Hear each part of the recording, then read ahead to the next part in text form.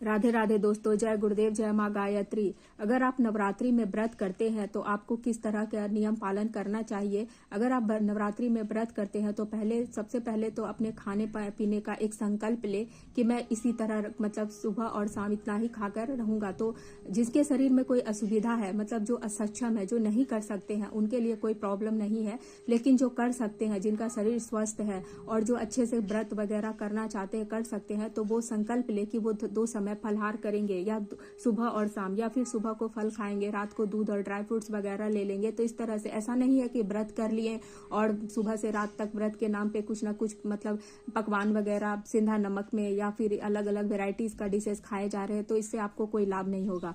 व्रत का एक अलग ही महत्व होता है। व्रत का कुछ वैज्ञानिक महत्व होता है कि हमारे शरीर का क्या होता है कि डिटॉक्सिफिकेशन होता है, क्लीनिंग होता है, क्लींजिंग होता है। जो हम लोग साल भर खाते रहते हैं उल्टा सीधा चीज, हमारा स्टमक और जो शरीर में अंदर में जो टॉक्सिन क्रिएट होता है, तो जब मौसम का परिवर्तन होता है, शरद ऋतु मतलब ऋतु में परिवर्तन आता है, ठीक है, गर्मी से लेके हम लोग जब ठंडे में प्रवेश करते हैं, शरद ऋतु में प्रवेश करते हैं, तो हमारे शरीर का क्या होता है, चक्र वगैरह, ग्रंथियां वगैरह खुल जाती है, तो हमारे शरीर का जो है वो क्लीनिंग होना स्टार्ट होता है, मतलब डिटॉक्सिफिकेशन होना स्टार्ट होता है।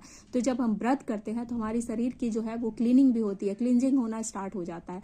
तो व्रत का ये एक बहुत ये भी महत्व है। और दूसरा आध्यात्मिक महत्व ये भी है कि जब आप व्रत करते हैं तो माता देखती है कि मतलब माँ पर ही ध्यान लगा रहता है कि हाँ मैंने व्रत किया है। माँ का सारा काम वगैरह रहता है, सुबह से पूजा पाठ वगैरह, जाप वगैरह, साधना वगैरह। लेकिन हाँ, जिनको बाहर निकलना रहता है, जिनकी कोई असुविधा है, तो वो उनके लिए अलग नियम है कि वो अपना खाने पीने का व्यवस्था देख सकते हैं कि हाँ सुबह फलाहार कर ले, शाम को एक टाइम भोजन कर ले, इस तरह से, क्योंकि उनको बाहर का काम भी करना है, तो उनके लिए कोई असुविधा नहीं। लेकिन जो घर में रहकर ही व्रत के नियमों का पालन करना चाहते हैं तो कम से कम व्रत को अच्छे से करें, ठीक है, व्रत को व्रत की तरह ही करें, मतलब पूरा अच्छे से व्रत करने की कोशिश करें, तभी आपको इसका पूरा फल मिलेगा।